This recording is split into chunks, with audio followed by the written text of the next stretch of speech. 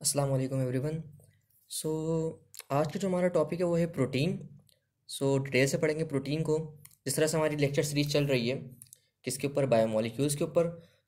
आज हमारा दूसरा लेक्चर है बायोमोलिक्यूल्स के ऊपर। पहले हमने कार्बोहाइड्रेट को मुकम्मल किया, आज प्रोटीन को। अच्छा, कुछ स्टूडेंट्स का एक इशू ये आ रहा था कि इसके नोट्स वगैरह प्रोवाइड नहीं किए जो वो था कार्बोहाइड्रेट पे। तो बेटा इस वाली जो मेरी वीडियो है इसके जो डिस्क्रिप्शन है उसमें आपको लिंक मिल जाएगी, कार्बोहाइड्रेट की भी लिंक मिल जाएगी और दूसरा जो है प्रोटीन जो आज पढ़ रहे हैं इसकी भी लिंक मिल जाएगी, किस तरह से लिखना है। ये जो लेक्चर अभी मैं दे रहा हूँ ये पेपर में लिखने के लिए नहीं है, ये सिर्फ अंडरस्टैंड करने के लिए, समझने के लिए शॉर्टकट है। उसमें किस तरह से पेपर में लिखना है, मैक्सिमम मार्क्स कैसे आएंगे, वो सब का सब डिस्क्रिप्शन में एक लिंक डाल दूंगा मैं, वहाँ से आप निकाल लीजिएगा। पूरा चैप्टर उसमें मैं दे दूंगा, ठीक है। उसमें चारों चीज़ें होंगी, protein, lipid, carbohydrate, nucleic acid, सब दिया हुआ होगा, ठीक है।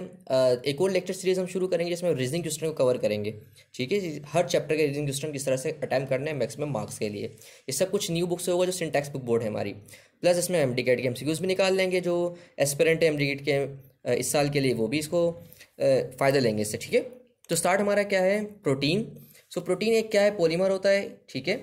जिस तरह से कार्बोहाइड्रेट भी एक पॉलीमर था, उसका मोनोमर मोनोसेक्राइड था। इस तरह से प्रोटीन हमारे पास क्या है, एक अगेन पॉलीमर है। पॉलीमर का मतलब होता है एक बड़ी चीज़। जिस तरह से एक बिल्डिंग होती है वो एक बड़ी चीज़ होती है इस तरह से, और वो बनती किस चीज़ से, किसी छोटे छोटे ब्लॉक से बनती है।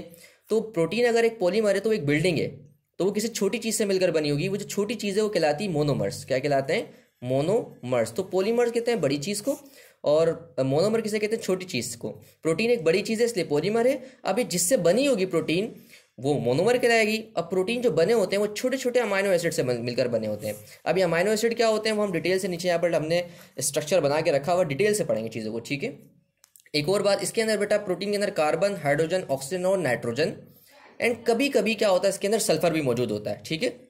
सल्फर होता है लेकिन ना होने के बराबर। अच्छा, प्रोटीन में नाइट्रोजन होने की वजह से हम इस प्रोटीन को एक और नाम कहते हैं नाइट्रोजियस कंपाउंड। बेटा पहला एमसीक्यू तो ये आएगा पेपर में कि वो कौन सा वाला बायोमोलिक्यूल इसे नाइट्रोजियस कंपाउंड भी कहते हैं। तो आपका जवाब होगा प्रोटीन। प्रोटीन को हम नाइट्रोजियस कंपाउंड भी कहते हैं because of the presence of nitrogen, ठीक है भाई। नेक्स्ट, अब हमारे पास सोर्सेज क्या है प्रोटीन की। प्रोटीन हमें कहाँ कहाँ से मिलता है आपको पता है, मीट से मिलता है, फिश से मिलता है, और मिल्क से, पल्सेस, ये सारी की सारी सोर्सेज, पल्सेस यानी कि दालें, ये वो सारी सोर्सेज जिससे हमें प्रोटीन मिलता है। प्रोटीन की इंपॉर्टेंस क्या है दुनिया में, मतलब मिसाल के तौर पर हमें प्रोटीन क्यों ज़रूरी है। More than 50% of the body जो हमारी बनी हुई है वो प्रोटीन से बनी हुई है। देखो सबसे ज़्यादा आपकी बॉडी में ना मसल्स होते हैं। बॉडी में सबसे ज़्यादा क्या चीज़ होती है, वो मसल्स होते हैं। मसल्स ही आपकी पूरी बॉडी का 60% वजन होते हैं असल में, और उसमें भी क्या मौजूद है, प्रोटीन ही मौजूद है। तो इस बार, और इसके अलावा और जो ऑर्गन्स हैं उनमें भी प्रोटीन मौजूद है। तो इस लिहाज से तकरीबन ड्राई वेट हमारी बॉडी का देखा जाए वाटर को निकाल कर, तो हम बात करेंगे सबसे ज़्यादा चीज़ क्या होती है, वो होती है प्रोटीन। तो पेपर में एमसीक्यू जाएगा सबसे ज़्यादा बायोमोलिक्यूल जो बॉडी के अंदर है वो कौन सा वाला, प्रोटीन है, more than 50% of the body, ठीक है। ये इसकी इंपॉर्टेंस है। हमारी बॉडी में बहुत सारी किस्म की प्रोटीन्स होती हैं, कुछ फंक्शनल भी होती है, जैसे हार्मोन बनाते हैं वो भी किससे बने हुए, प्रोटीन से बने हुए हैं। इंजाइम्स प्रोटीन से बने हुए हैं, मसल्स प्रोटीन से बने हुए हैं, हेयर्स प्रोटीन से बने हुए हैं। मतलब बहुत सारी चीज़ें हमारी बॉडी में किससे बनी हुई है, प्रोटीन से ही बनी हुई है, ठीक है। Now the amino acids. Amino acid क्या है बेटा, बिल्डिंग ब्लॉक ऑफ प्रोटीन। हमने पहले कह दिया था जिस तरह से बिल्डिंग प्रोटीन खुद है और उसके ब्लॉक्स कौन है, अमाइनो एसिड है। अब ये आपस में अमाइनो एसिड ज्वाइंट होंगे तो क्या बना देंगे, हमारे पास एक प्रोटीन बना देंगे, ठीक है। अमाइनो एसिड का स्ट्रक्चर कैसा होता है बेटा, सेंटर में आपको एक कार्बन नजर आ रहा होगा। कार्बन हमेशा 4 बॉन्ड बना सकता है, तो एक ऊपर बनाएगा, यहाँ एक, यहाँ एक, यहाँ 4 बॉन्ड कार्बन बना सकता है। ये जो कार्बन सेंटर में, इस कार्बन को हम कहते हैं सेंट्रल, या फिर अब एक और नाम देते हैं अल्फा कार्बन। जो सेंटर में कार्बन का नाम क्या होता है, अल्फा कार्बन। इसके बेटा एक तरफ आप देख रहे हैं लगा हुआ NH2, क्या लगा हुआ है, NH2। अभी जो NH2 है इसे बेसिक ग्रुप कहते हैं, क्योंकि अमाइनो ग्रुप, इसे अमाइनो ग्रुप भी कहते हैं, अमाइनो ग्रुप भी कहते हैं, और इसका नाम बेसिक ग्रुप भी, बिकॉज इसकी नेचर कैसी होती है, बेसिक नेचर होती है। इसी तरह से बेटा हम अमाइनो एसिड का स्ट्रक्चर देख रहे हैं। इसी तरह बेटा कार्बन के साइड पर देखें COOH लगा हुआ है। COOH क्या होता है, असल में कहलाता है ये कार्बोक्सिलिक ग्रुप कहलाता है। क्या कहलाता है, कार्बोक्सिलिक ग्रुप, कार्बोक्सिलिक ग्रुप।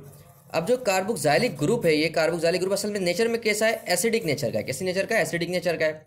तो एक हमारे पास क्या, अमाइनो ग्रुप, कौन सा ग्रुप है, अमाइनो ग्रुप। एक हमारे पास क्या है, carboxylic group. Amino group basic का ग्रुप है और कार्बोक्सिलिक ग्रुप एसिडिक ग्रुप है। ऊपर एक हाइड्रोजन लगा हुआ और नीचे आप देख रहे हैं एक R लगाया मैंने। R से मुराद क्या होता है, रेडिकल ग्रुप। बेटा पूरी की पूरी जो अमाइनो एसिड का स्ट्रक्चर, इसमें 3 चीज़ें सेम रहती है हमेशा, NH2, H और COOH, ये कार्बन के साथ हमेशा मिलेंगे आपको, लेकिन जो एक ये R वाला ग्रुप है ये कार्बन के साथ जो लगा रहेगा हमेशा डिफरेंट मिलेगा। मतलब हमारे पास ना 20 डिफरेंट टाइप्स के अमाइनो एसिड्स हैं। वो 20 different types of amino acid की जो बुनियाद है वो क्या है, R group. R group change होता जाएगा, अमाइनो एसिड चेंज हो जाएगी। इस तरह से R ग्रुप चेंज करते करते कितने R ग्रुप चेंज हो चुके हैं अब तक, अप्रॉक्सीमेटली 20। इसका मतलब ये कि R ग्रुप चेंज होगा तो अमाइनो एसिड क्या हो जाएगी, चेंज हो जाएगी। तो 20 types of amino acid exist हो चुकी है ऑन द बेसिस ऑफ इस R ग्रुप। इसका मतलब R ग्रुप क्या होगा, चेंज हो सकता है। बाकी NH2 group, COOH group and H group क्या रहेगा, कांस्टेंट रहेगा। ठीक है, इसलिए इसका नाम हम रेडिकल ग्रुप भी कहते हैं, वेरिएबल ग्रुप भी कहते हैं, अल्काइल ग्रुप भी कहते हैं। ठीक है, यहाँ पर क्या लगा देंगे, अल्काइल ग्रुप। अब यहाँ पर कुछ भी आगे लगेगा तो हम देखेंगे अमाइनो एसिड चेंज हो जाएगी। नीचे जाके मैं बताऊंगा डिटेल से इन सब चीज़ों को। ठीक है, तो नेक्स्ट पार्ट हमारे पास क्या है, टाइप्स। सो टाइप्स मैंने बता दिया, 20 टाइप्स का अमाइनो एसिड अब तक दुनिया में पाए जा चुके हैं।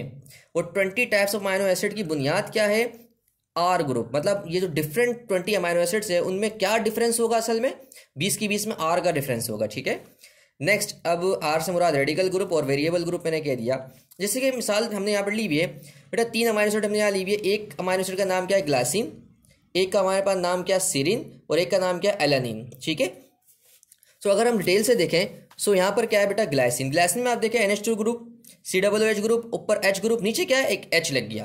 तो R की जगह क्या लग गया, H लग गया। हमने इस अमाइनो एसिड का नाम क्या रखा है, ग्लाइसिन रखा। बेटा पेपर में MCQs आता है, सबसे स्मॉलेस्ट अमाइनो एसिड कौन सी, वो ग्लाइसिन है। Glycine is the smallest and the simplest amino acid among all the 20 amino acids. ठीक है, ना तो second one is serine. Serine में आप देखें एक तरफ NH2 ग्रुप, एक तरफ क्या है हमारे पास COOH ग्रुप, और ऊपर क्या है, H ग्रुप। नीचे आप R की जगह देखें क्या लिखा हुआ, CH2OH, यानी कि R चेंज हुआ और वो किस में कन्वर्ट हो गया, CH2OH में। जैसे R की जगह CH2OH लगा, हमने अमाइनो एसिड का नाम चेंज कर दिया, सीरीन रख दिया। इसी तरीके से बेटा एलानिन में देखें, यहाँ पर NH2 COOH, ऊपर H, नीचे क्या CH3। इसमें फिर R ग्रुप क्या हो गया, चेंज हो गया, नाम क्या रखा हमने, एलानिन नाम रखा।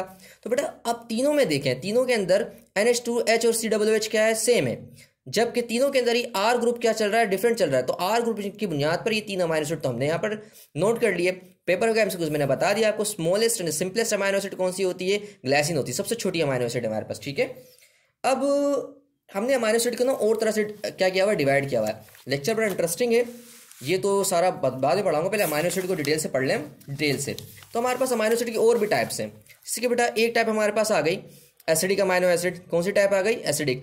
एसिडिक अमाइनो एसिड किसे कहेंगे बेटा, एक ऐसी अमाइनो एसिड्स जिनके अंदर NH2 एक तरफ है, दूसरी तरफ COOH है और ऊपर क्या H, लेकिन जो R ग्रुप लगा उसके अंदर भी एक एसिडिक ग्रुप लगा हुआ है। देखो कार्बोक्सिलिक ग्रुप को हमने एसिडिक ग्रुप कहा था, NH2 ग्रुप को हमने बेसिक ग्रुप कहा था, और यहाँ पर R ग्रुप था। अगर R ग्रुप के अंदर भी एसिडिक ग्रुप लगा हुआ है, R ग्रुप के अंदर ये जो हमारा R था ये भी एक चेन है, इसमें भी एक एसिडिक ग्रुप लगा हुआ है, ये COOH लगा हुआ है, तो हम कह देंगे अमाइनो एसिड कौन सी है, एसिडिक। चाहे शॉर्टकट में आपको एक ट्रिक दूं, तो बेटा आप अगर एक अमाइनो एसिड आपने देखी और उसमें आपने देखा कि NH2 एक है लेकिन COOH NH2 से ज्यादा है, COOH क्या है, NH2 से ज्यादा है, तो आप बोल देंगे एसिडिक अमाइनो एसिड, क्योंकि इसमें NH2 बेसिक एक ही रह गया और ज्यादा क्या होगा, COOH होगा। तो जिस अमाइनो एसिड में COOH ज्यादा होंगे तो हम कहेंगे एसिडिक अमाइनो एसिड, और जिस अमाइनो एसिड के अंदर NH2 ज्यादा होगा उसे हम कहेंगे बेसिक अमाइनो एसिड, यहाँ ऊपर हमने मेंशन किया हुआ है। ठीक है, ये हमारा आ गया बेसिक अमाइनो एसिड। इसमें क्या होगा बेटा, having more amino group than carboxylic group. इसका मतलब कि ऐसे अमाइनो एसिड्स के अंदर COOH कम होगा लेकिन अमाइनो ग्रुप क्या होगा, ज्यादा होगा, उसे हम कहेंगे बेसिक अमाइनो एसिड। अच्छा, एसिडिक अमाइनो एसिड में हमारे पास कौन कौन सी आती है, एक आती है ग्लूटामिक एसिड और एक आती है स्पार्टिक एसिड, एस्पार्टिक एसिड। बेटा ये वो वाली अमाइनो एसिड्स हैं जो क्या है, एसिडिक अमाइनो एसिड्स हैं। अच्छा, ग्लूटामिक का रोल तो हम पीछे एक और जगह पढ़ेंगे जब हम सिकल सेल एनीमिया वगैरह डिस्कस करेंगे डिटेल से, उनमें इसका बड़ा रोल है। ठीक है भाई, तो नेक्स्ट वन हमारे पास क्या, basic amino acid. Basic amino acid कौन सी थी, ऐसी अमाइनो एसिड जिनके अंदर NH2 ग्रुप क्या होगा, ज्यादा। NH2 ग्रुप कैसे ज्यादा होगा, एक NH2 ये रहा, COOH ये रहा, H ऊपर है। R ग्रुप में तो NH2 ज्यादा लगा सकते हैं ना। देखो R ग्रुप चेंज होता है, अगर इस R के अंदर क्या मौजूद है जी, अगर आप देखें कि NH2 ये एक ही है, COOH एक ही है और HP क्या एक ही है। लेकिन हम मजीद देखें कि ये जो हमारा आर ग्रुप था उसमें अगर मजीद एक क्या लग गया एक्स्ट्रा NH2। मैंने पहले बता दिया था अगर कोई एक ऐसी अमाइनो एसिड हो जिसके अंदर क्या हो COOH कम और NH2 क्या हो जाए ज़्यादा हो जाए, आप कहेंगे वो बेसिक अमाइनो एसिड है। ठीक है, जैसे कि हमारे पास बेसिक अमाइनो एसिड दो हैं, वो बेसिक अमाइनो एसिड हमारे पास दो कौन सी है? एक तो हमारे पास बेसिक अमाइनो एसिड है जो उसमें इस्तेमाल होती है, मैं बता देता हूँ पहले, अर्जिनीन, और एक हमारे पास है लाइसिन। बेटा ये जो दो हमारे पास अमाइनो एसिड्स है, एक है अर्जिनीन और एक हमारे पास क्या होती है लाइसिन। जो हमारे पास अर्जिनीन अमाइनो एसिड है और लाइसिन, ये दोनों इस्तेमाल होती है बेटा DNA यानी कि और RNA यानी क्रोमोसोम बनाने में। ये वाली अमाइनो एसिड क्या हो रही होती है, यूज़ हो रही होती है। अर्जिनीन एंड लाइसिन ये बेसिक अमाइनो एसिड्स होती हैं। इन पे पॉजिटिव चार्ज भी होता है, वो हम डिटेल से डिस्कस करेंगे इसके पॉजिटिव चार्ज से फ़ायदा क्या होता है। इन शॉर्ट अगर मैं शॉर्टकट बताऊँ तो DNA पे चार्ज होता है नेगेटिव और बेसिक अमाइनो एसिड पे चार्ज होता है पॉजिटिव, जिसकी वजह से ये जो बेसिक अमाइनो एसिड्स हैं ये मिलकर बनाती है एक हिस्टोन प्रोटीन। उनके ऊपर DNA क्या हो जाता है, रैप हो जाता है, क्योंकि DNA पे नेगेटिव चार्ज होता है और इनके पर पॉजिटिव, इसकी वजह से कॉइलिंग हो जाती है। कॉइलिंग होने की वजह से क्रोमोसोम छोटा होता जाता है। खैर वो हमारा डिस्कशन नहीं है यहाँ पर, वो हमारा न्यूक्लिक एसिड में डिस्कस करेंगे डिटेल से। ठीक है बेटा, अब हमारे पास क्या बेटा ज़्विटराइन, एक और चीज़ क्या आ गई, ज़्विटराइन। अब ज़्विटराइन किसे कहते हैं बेटा, अगर हम यहाँ पर देखें वही स्ट्रक्चर दोबारा से बनाया मैंने, NH2 COOH ऊपर H और नीचे R, और नीचे देखे मैंने एक तीर बना के दिखाया कि हुआ क्या असल में, ज़्विटराइन का मतलब क्या होता है। बेटा अगर आप इसको सॉल्यूशन में रख दें, किसी अमाइनो एसिड को आप न्यूट्रल सॉल्यूशन में डालेंगे तो होगा ये कि यहाँ से H ग्रुप, देखिए यहाँ से H ग्रुप निकलेगा और कहाँ आगे चला जाएगा, NH2 के पास चला जाएगा। तो यहाँ से जो H ग्रुप निकला कहाँ पर चला गया, NH2 के पास जाकर क्या हो गया, NH3 हो गया। यहाँ से एक निकला, यहाँ ज़्यादा हो गया, तो यहाँ पर पॉजिटिव चार्ज आ गया H के आने की वजह से, और यहाँ से निकला था इसलिए यहाँ पर जो रिमेनिंग पार्ट रह गया उस पर नेगेटिव चार्ज आ गया, क्योंकि ऑक्सीजन रह गया ना यहाँ पर, H तो निकल के यहाँ आ गया, तो इस पर नेगेटिव चार्ज और इस पर क्या आ गया, पॉजिटिव चार्ज। ठीक है भाई, तो बेटा ये जो स्ट्रक्चर अब बन के आया ना अमाइनो एसिड का, इसे हम कहते हैं ज़्विटराइन। ज़्विटराइन क्या है असल में, पेपर में MCQs आता है, आपका जवाब होना चाहिए जब H अब किसी भी सॉल्यूशन में डालते हैं, न्यूट्रल सॉल्यूशन में अमाइनो एसिड को डालते हैं, तो वो अपना H लॉस कर देता है और वो H लॉस कहाँ पर चला जाता है, NH2 के पास जाता है और क्या हो जाता है, NH3 बन जाता है। होने को बेटा ये न्यूट्रल ही है अभी भी, होने को क्या है अभी भी ये न्यूट्रल, बिकॉज एक नेगेटिव एक पॉजिटिव, लेकिन इसी पर चार्जेस आ गए, पहले चार्जेस नहीं थे, अब क्या आ गए, चार्जेस। तो बेटा पेपर में MCQs आता है dipolar structure but overall neutral, क्या चीज़ है, आप बोलेंगे ज़्विटराइन है। क्या ये ज़्विटराइन, ज़्विटराइन अमाइनो एसिड्स में होता है। किस वजह से होता है, जब आप इसको वाटर के अंदर डालते हैं, जैसे ही वाटर में आप न्यूट्रल सॉल्यूशन ये वाटर के अंदर जैसे डालेंगे तो उसकी अपना H+ लॉस कर देगा, जैसे अपना H+ लॉस करेगा उसको कौन पिक कर लेगा, NH2 और NH3 हो जाएगा। This is called zwitterion formation. और ज़्विटराइन पेपर में कैसे MCQs आता है, dipolar structure but overall neutral, ये ओवरऑल न्यूट्रल है अभी भी, लेकिन इस पे ऊपर चार्जेस आ गए, क्या आ गए, एक पे पॉजिटिव एक पे नेगेटिव आ गया। ठीक है बेटा, इसलिए ये डायपोलर चार्ज होने की वजह से और न्यूट्रलिटी शो करने की वजह से ज़्विटराइन किस तरह काम करता है, हमारी बॉडी में बफर की तरह भी काम करता है।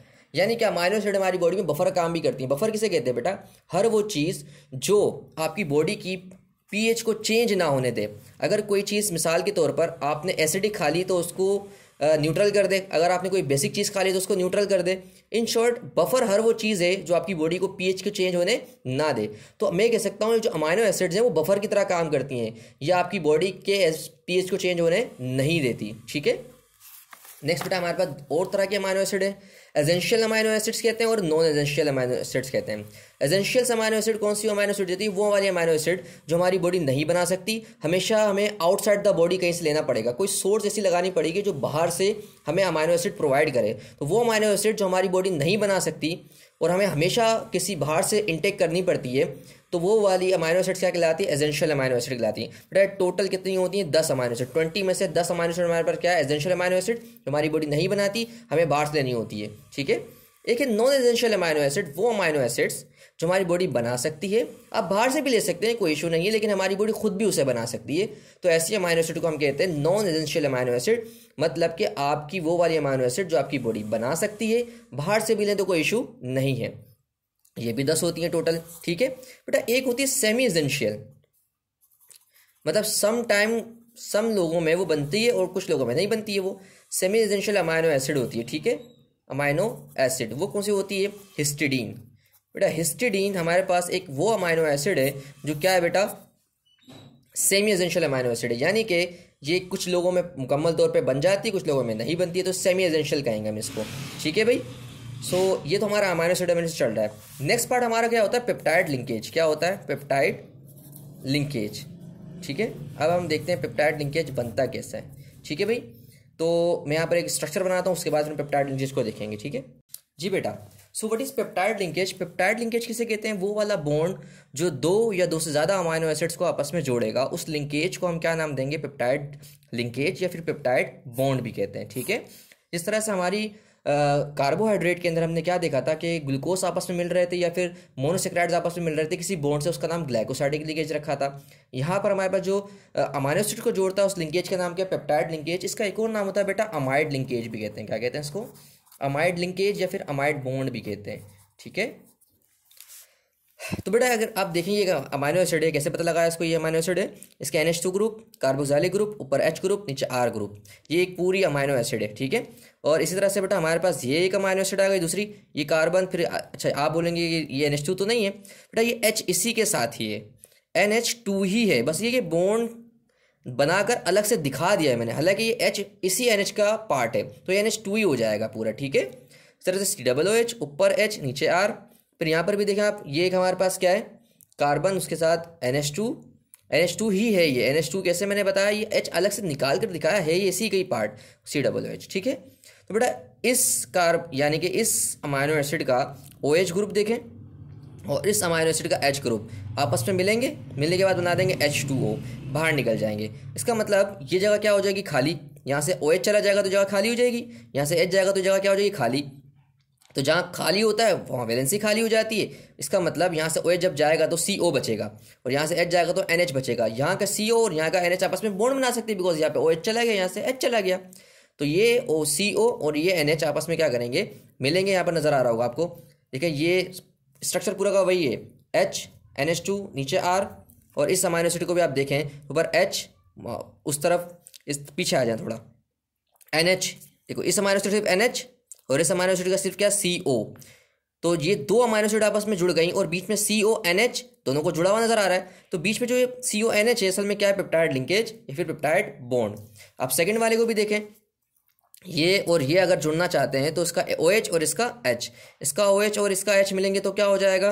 वाटर बन जाएगा। यहाँ से OH गायब हो जाएगा, यहाँ से H गायब हो जाएगा, CONH बचेगा, तो वही बॉन्ड बन जाएगा, CONH बॉन्ड बन गया। तो ये भी क्या होगा? हमारा पेप्टाइड लिंकेज है, पेप्टाइड बॉन्ड। इस तरह बेटा सारी अमाइनो एसिड जुड़ते जाएंगी और एक चेन बनाएगी, उस चेन का नाम रखेंगे हम पॉलीपेप्टाइड चेन। क्या नाम रखेंगे?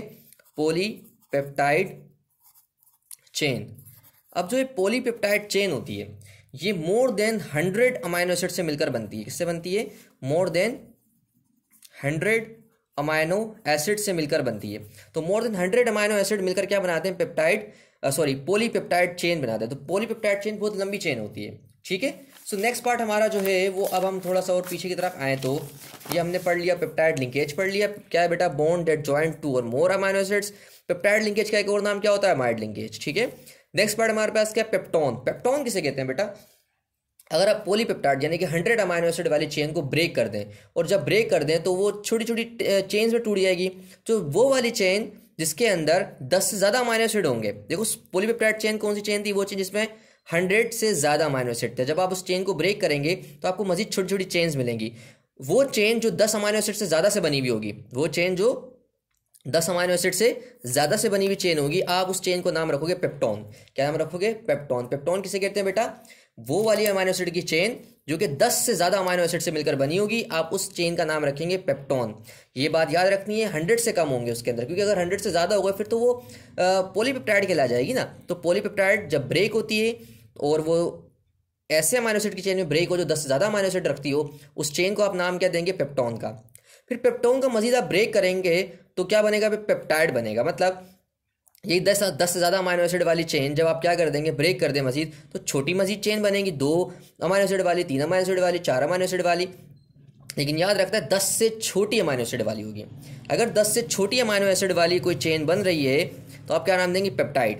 पेप्टोन को आप अगर ब्रेक करते हैं तो मजीद छोटी चेन बनेगी, वो 10 अमाइनो एसिड से कम रखनी चाहिए अमाइनो एसिड।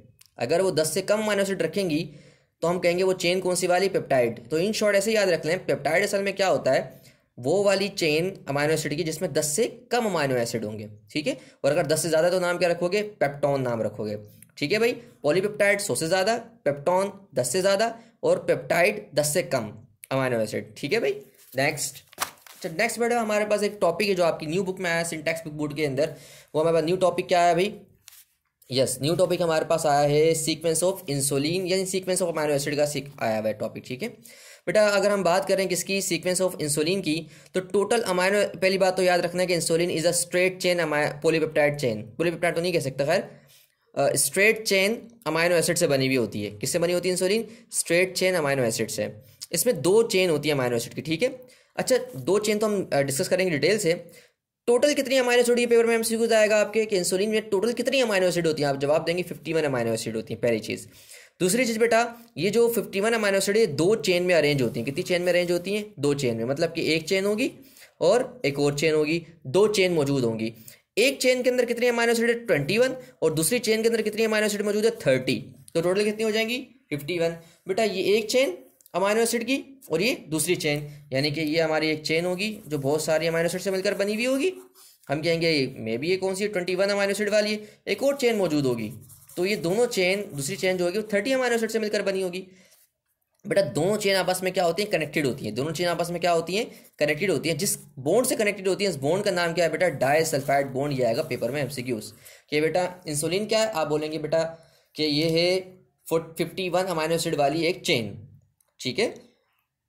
इसमें एक चेन 21 अमाइनो एसिड की है और एक चेन 31 अमाइनो एसिड की है, ठीक है। नेक्स्ट पार्ट आपसे कोई पूछेगा कि ये दोनों आपस में जुड़ी हुई कैसे, तो आपका जवाब होगा जुड़ी हुई किस चीज़ से जुड़ी हुई है? डाइसल्फाइड बॉन्ड से दोनों चेन आपस में जुड़ी हुई होती हैं और स्ट्रक्चर बनाती है इंसुलिन का, ठीक है। नेक्स्ट पार्ट हमारे पास क्या है? Sequence of haemoglobin. Next part हमारे पास क्या है? पहली बात तो याद रखना, हीमोग्लोबिन बेटा 4 अमाइनो एसिड की चेन से मिलकर बनी हुई। कितनी अमाइनो एसिड से चेन से? Haemoglobin consist of 4 chain of amino acid. Haemoglobin consist of 4 chain of amino acid. 2 chain को हम कहते हैं अल्फा चेन और 2 चेन को हम नाम देते हैं बीटा चेन। हर एक अल्फा चेन के अंदर होंगे 141 अमाइनो एसिड। बेटा दोनों को मिलाकर नहीं बता रहा हूँ, 2 तो अल्फा चेन है, लेकिन उनमें से हर एक के अंदर अमाइनो एसिड की तादाद कितनी होगी? 141। तो 2 के अंदर कितनी हो जाएगी? 282, ठीक है। इस तरह से 2 बीटा चेन जो है, उन 2 बीटा चेन होंगी, लेकिन उनके हर एक में कितनी होगी? 146 अमाइनो एसिड्स होंगी। कितनी होंगी? 146 amino acid in each beta chain. तो 2 के अंदर कितनी हो जाएगी? मिला लें, मेरे ख्याल में 292 बनेंगे, ठीक है। टोटल आप जब इन दोनों को मिला लेंगे, चारों को, 282 एंड 292 दोनों को मिलाएंगे, तो टोटल जो चारों चेन की कंसेंट्रेशन आएगी, बस कितने अमाइनो एसिड आएंगी वो बेटा? 574। बेटा ये आता है हमसे उस पॉइंट के हीमोग्लोबिन में टोटल अमाइनो एसिड कितने हैं? 574। ईच अल्फा चेन में कितनी है? 141। ईच बीटा चेन में कितनी है? 146। तो टोटल 2 चेन इसमें है, 2 चेन इसकी है, मिलाकर हो जाएंगे 574 अमाइनो एसिड्स, ठीक है भाई। ये चारों के चारों चेन बेटा सेंटर में अमाइनो किससे बनी हुई होती है? सेंटर में इनके आयरन लगा हुआ होता है, जिससे ऑक्सीजन को ट्रांसपोर्ट करती है। हीमोग्लोबिन में आयरन मौजूद होता है, ये चारों चेन इस आयरन से कनेक्टेड होते हैं, और वो आयरन क्या कर रहा होता है? ऑक्सीजन को ट्रांसपोर्ट करता है from lungs to different parts of the body, ठीक है भाई। बेटा बीमारी हमारे पास क्या? Sickle cell anaemia. अभी सिकल सेल एनीमिया बीमारी क्या है ये देख लेते हैं अभी जी। सिकल सेल एनीमिया बीमारी क्या है? एक पहली बात तो याद रखना, एक जेनेटिक डिसऑर्डर है। कौन सा डिसऑर्डर है? It is a genetic disorder, जिसके अंदर होता ये कि नॉर्मली जो बीटा चेन होती है, बीटा चेन में कितनी अमाइनो एसिड थी? 146 अमाइनो एसिड थी। तो वो 146 अमाइनो एसिड कैसी होंगी? अरेंज हो रही होंगी। 146 अमाइनो एसिड कैसे होंगी? अरेंज होंगी। तो बेटा इसी तरह से ये अरेंज हो रही होंगी 146 अमाइनो एसिड। इसमें जो 6 पोजीशन होगी, जैसे ये पहली अमाइनो एसिड, दूसरी अमाइनो एसिड, तीसरी, चौथी, पांचवी, छठी अमाइनो एसिड। छठी अमाइनो एसिड जो बीटा चेन में नॉर्मली होती है, वो कौन सी वाली होती थी? ग्लूटामिक एसिड होती थी। कौन सी वाली होती थी? Glutamic acid. 6th पोजीशन पर, कौन सी पोजीशन पर? 1 2 3 4 5 6, यानी कि 6th अमाइनो एसिड जो थी बीटा चेन के अंदर, वो नॉर्मली कौन सी होती थी? हमेशा ग्लूटामिक एसिड होती थी। लेकिन इस बीमारी के अंदर, सिकल सेल एनीमिया के अंदर होता ये कि ग्लूटामिक एसिड की जगह क्या आगे लग जाता है? विलाइन आगे लग जाता है। क्या आगे लग जाता है? विलाइन। इस विलाइन के आगे लगने की वजह से कौन सी पोजीशन में बेटा? 6th पोजीशन, याद रखनी है 6th पोजीशन, यानी कि छठी अमाइनो एसिड जो कि ग्लूटामिक एसिड होती है, उस जगह क्या आगे लग जाता है? विलाइन आगे लग जाता है। अब विलाइन आगे लगा, विलाइन भी एक अमाइनो एसिड है, ग्लूटामिक भी एक अमाइनो एसिड है, लेकिन विलाइन एक बेसिक अमाइनो एसिड है, ग्लूटामिक एक एसिडिक अमाइनो एसिड है। इसकी वजह से, इन चेंजेस की वजह से जो नई अमाइनो एसिड आगे लगी विलाइन, ये विलाइन इस बीटा चेन को क्या कर देती है? खराब। तो बीटा चेन जब खराब होगी तो पूरी हीमोग्लोबिन खराब होगी, और अगर हीमोग्लोबिन खराब होगी तो पूरा का पूरा रेड ब्लड सेल खराब होगा, बिकॉज हर एक रेड ब्लड सेल में बहुत सारी क्या होती है? हीमोग्लोबिन भरी हुई होती हैं, ठीक है जी बेटा।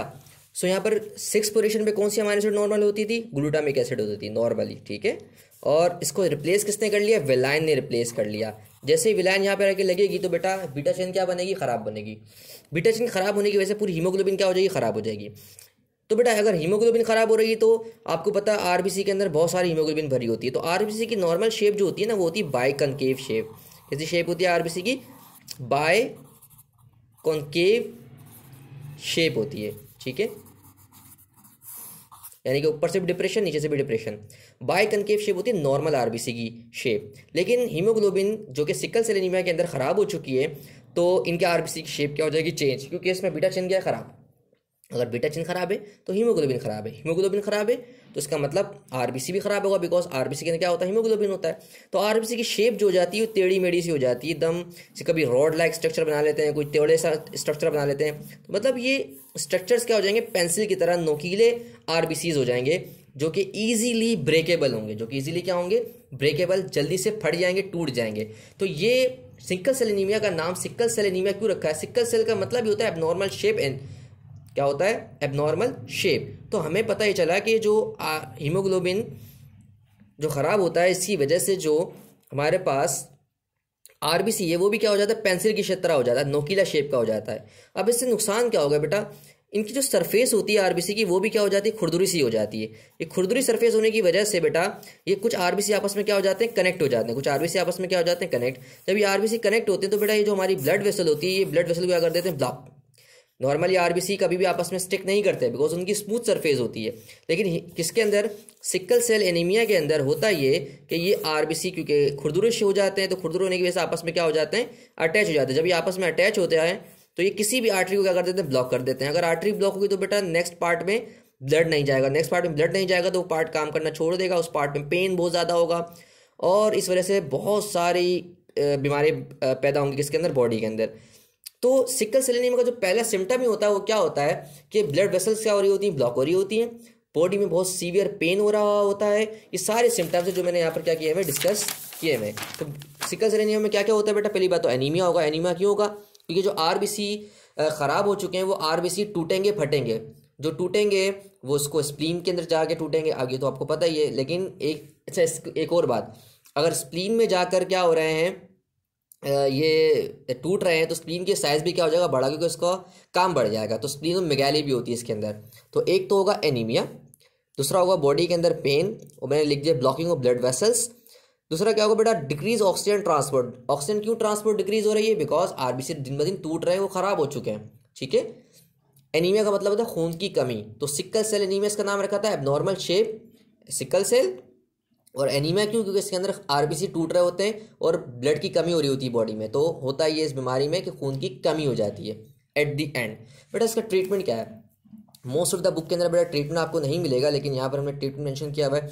तो ये सारी चीज़ें क्या करनी होती है, फॉलोअप लेनी होती है। इस पेशेंट को बेटा आप हाई फ्लो ऑक्सीजन देंगे, क्योंकि पहले इसकी बॉडी में क्या है, एनीमिया है, रेड ब्लड सेल कम है। जितना हो सके उसको ज़्यादा से ज़्यादा ऑक्सीजन दे, ताकि थोड़ा बहुत जो हीमोग्लोबिन मौजूद है, थोड़ा बहुत मैं कह सकता हूँ सही वाला आरबीसी जो मौजूद है वो तो ऑक्सीजन को ट्रांसपोर्ट करे ना। अगर आप ऑक्सीजन भी उसको कम दे देंगे, उसकी बॉडी में ब्लड भी कम है, तो उसकी बॉडी तो मज़ीद ख़राब होगी ना। तो आप उसको हाई फ्लो ऑक्सीजन देंगे, रिहाइड्रेशन करेंगे, उसको पानी की बॉडी में कमी नहीं होने देंगे, उसको प्रॉपर पानी देंगे, उसको एनाल्जेसिया, एनाल्जेसिया का मतलब पेन किलर्स, उसको प्रॉपर पेन किलर्स देंगे ताकि उसके पेन रिड्यूस हो बॉडी से। एंटीबायोटिक्स देंगे इन्फेक्शन वगैरह से बचने के लिए।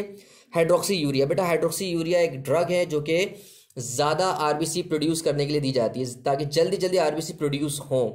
मसला इनमें ये होता है, उनकी खून की कमी हो रही होती है, तो उनकी खून को बनाने के लिए हम क्या देते हैं, हाइड्रोक्सी यूरिया दे रहे होते हैं। ये आरबीसी की तादाद को करता है, बढ़ाता है।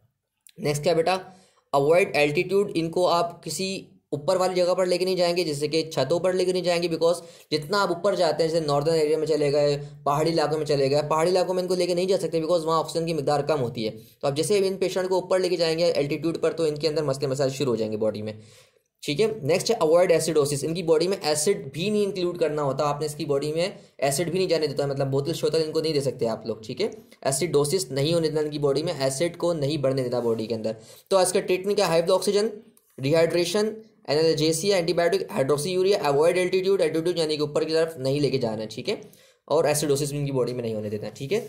आखिरी पार्ट हमारे पास जो बेटा है वो क्या है, टाइप्स ऑफ प्रोटीन। तो बेटा नॉर्मली दो टाइप की प्रोटीन्स होती हैं, एक होती है फाइब्रस प्रोटीन, एक होती है ग्लोब्यूलर प्रोटीन। जो फाइब्रस प्रोटीन होती है बेटा वो धागे की तरह होती है, लंबी लंबी सी, लॉन्ग स्ट्राइस, लंबी लंबी सी होगी फाइब्रस प्रोटीन, ठीक है। जिस तरह से बेटा आपने आम में रेशे देखे होंगे, जैसे मुर्गी के अंदर आपने रेशे देखे होंगे, मुर्गी का जो गोश्त आप खा रहे होते हैं उसमें रेशे मौजूद होते हैं, लंबे लंबे से धागे, वो सारी फाइब्रस प्रोटीन कहलाती है। क्या कहलाती है? Fibrous protein. अच्छा, फाइब्रस प्रोटीन जो कि असल में बनता किससे? प्राइमरी स्ट्रक्चर और सेकेंडरी स्ट्रक्चर से।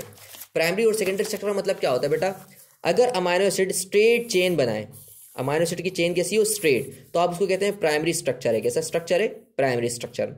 और अगर अमाइनो एसिड की चेन कैसे बने? स्पायरल बने, यानी कि अमाइनो एसिड आपस में मिले और मिलने के बाद चेन कैसी बना दे? स्पायरल। स्पायरल का मतलब क्या होता है? घूमी हुई, जिस तरह से स्क्रू होता है, नट होता है, इस तरह से घूमा हुआ। तो अमाइनो एसिड आपस में मिले, मिलने के बाद एक जो चेन बनाए, चेन की शेप कैसी आए? स्पायरल आए। आप उसको पढ़ते हैं सेकेंडरी स्ट्रक्चर। क्या पढ़ते हैं? Secondary structure. प्राइमरी स्ट्रक्चर और secondary structure is the part of, किसका पार्ट होते हैं बेटा? ये पार्ट होते हैं फाइब्रस प्रोटीन के। किसका पार्ट होते हैं? Fibrous protein. क्योंकि प्राइमरी स्ट्रक्चर जो है वो भी स्ट्रेट ही है, वो भी फाइबर की तरह होता है। जो सेकेंडरी स्ट्रक्चर होता है बेटा उसमें भी घूम तो जाता है वो, लेकिन एक बात याद रखनी है, होती वो चेन की शक्ल में ही है। मतलब वो इतना नहीं घूम जाता कि वो ग्लोब्यूलर प्रोटीन बन जाए। तो बेटा फाइब्रस प्रोटीन के अंदर प्राइमरी स्ट्रक्चर आता है और सेकेंडरी स्ट्रक्चर आता है, ठीक है बेटा। जितनी भी फाइब्रस प्रोटीन होती है वो इनसोल्यूबल इन वाटर होती है, बात याद रखनी है, वो पानी में हल नहीं हो सकती। ज़्यादातर इलास्टिक इन नेचर होती हैं, यानी खिंचने वाली होती हैं।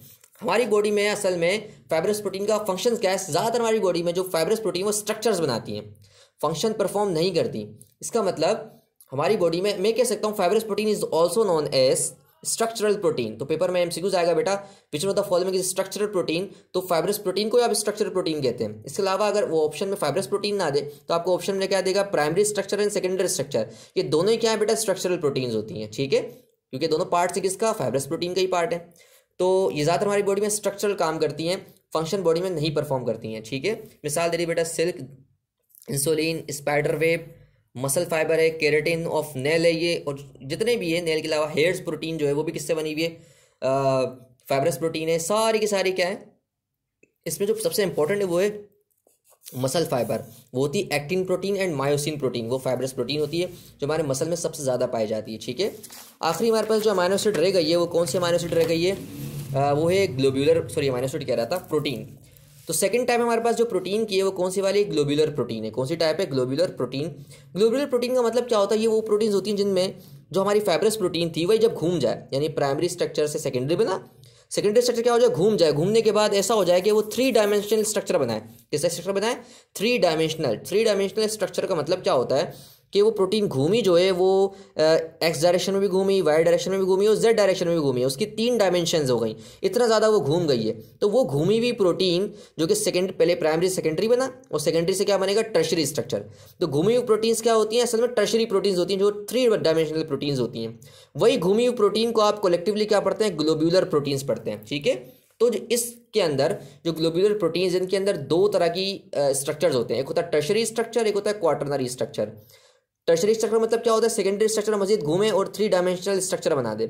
और क्वाटरनरी स्ट्रक्चर का मतलब क्या होता है? जब यही जो 2 हमारे पास टर्शरी स्ट्रक्चर जब मिल जाते हैं आपस में, जो 2 टर्शरी स्ट्रक्चर आपस में मिल जाते हैं तो क्या मिलकर बनाते हैं? क्वाटरनरी स्ट्रक्चर बनाते हैं, जो कि हीमोग्लोबिन हमारा स्ट्रक्चर है, ठीक है। Haemoglobin is a quaternary structure, ठीक है। एंड लाइसोसोम ये हमारे बॉडी में क्या है? टर्शरी स्ट्रक्चर है, ठीक है। So consist of tertiary protein and quaternary protein हमने डिस्कस कर लिया। स्फेरिकल शेप होती है, भी हमने देखा, घूमी भी होती हैं। 3 डायमेंशनल फोल्ड होता है इनमें, मैंने बता दिया, ये फोल्ड होती हैं और 3 डायमेंशनल स्ट्रक्चर बनाती हैं। तो ग्लोब्यूलर प्रोटीन बेटा एक बात याद रखना, हमारी बॉडी में ये क्या है? Soluble in salt, acidic and basic medium of aqueous solution. इसका मतलब इन शॉर्ट ग्लोब्यूलर प्रोटीन्स जो होती हैं वो क्या होती हैं? सोल्यूबल इन वाटर होती हैं। लेकिन जब वो वाटर सॉल्यूशन में हो, किस सॉल्यूशन की फॉर्म में? सॉल्ट का सॉल्यूशन हो, एसिडिक सॉल्यूशन हो या फिर बेसिक सॉल्यूशन हो, इन सॉल्यूशन के अंदर ये ग्लोब्यूलर प्रोटीन क्या होती है? सोल्यूबल होती हैं। इसी तरह बेटा ग्लोब्यूलर प्रोटीन को एक और नाम क्या देते हैं? फंक्शनल प्रोटीन का। जिस तरह से हमने देखा था पीछे, फाइब्रस प्रोटीन का दूसरा नाम क्या था? Yes, structural protein. और इनका हमारे नाम दूसरा क्या रखा हुआ? फंक्शनल प्रोटीन नाम रखा हुआ। क्या नाम रखा हुआ है? Functional protein. अगर ये फंक्शनल प्रोटीन तो हमारी बॉडी में ज़्यादातर किसका काम कर रहे होंगे? फंक्शन परफॉर्म करने का काम कर रहे होंगे, जैसे कि एंजाइम, एंटीबॉडीज, हार्मोन्स, हीमोग्लोबिन, ये सारे के सारे प्रोटीन्स कौन सी? फंक्शनल प्रोटीन्स कहलाती हैं। बॉडी में कोई फंक्शन परफॉर्म करेंगी, स्ट्रक्चर्स नहीं बताएंगी। इसमें एंजाइम आपकी बॉडी में, तो बगैर एंजाइम के पूरी बॉडी चल नहीं सकती, और ये इससे बनती है ग्लोब्यूलर प्रोटीन से बनती है। एंटीबॉडीज़ जो कि इम्यून सिस्टम का पार्ट होता है, इम्यून सिस्टम बैक्टीरिया को मारने के लिए एंटीबॉडीज़ बनाता है, वो भी ग्लोबुलर प्रोटीन्स होती हैं। हार्मोन्स भी ग्लोबुलर प्रोटीन्स होती हैं, जबकि हीमोग्लोबिन भी क्या है, ग्लोबुलर प्रोटीन ही है। ये ग्लोबुलर प्रोटीन हमारी बॉडी में फंक्शनल काम करते हैं, स्ट्रक्चर बनाने का काम नहीं करते। ठीक है बेटा, अगर इस लेक्चर के बाद भी अगर आपकी कोई क्वेरी हो कि ये नहीं समझ आया तो आप कमेंट में बता दीजिएगा, मैं इसको मजीद क्या कर लूँगा, फॉलोअप कर लूँगा। दूसरी चीज़ बेटा, नोट्स मैं आपको इंशाल्लाह इसकी लिंक में प्रोवाइड लाजमी कर दूंगा। लिंक आप खोलेंगे, उसमें आपको chapter number 1 biomolecule new book of Sindh text book board मिल जाएगा। ठीक है, उसको अपने पास लिख लीजिएगा या फिर उसको डायरेक्ट फोटो कॉपी करवा कर अपने पास डायरेक्ट याद करना शुरू करें इंशाल्लाह। नेक्स्ट वीडियो के अंदर मैं क्या करूँगा, लिपिड को कवर करेंगे, न्यूक्लिक एसिड को कवर करेंगे, ताकि हम नेक्स्ट चैप्टर पे जाएँ। ठीक है भाई, अल्लाह हाफिज़।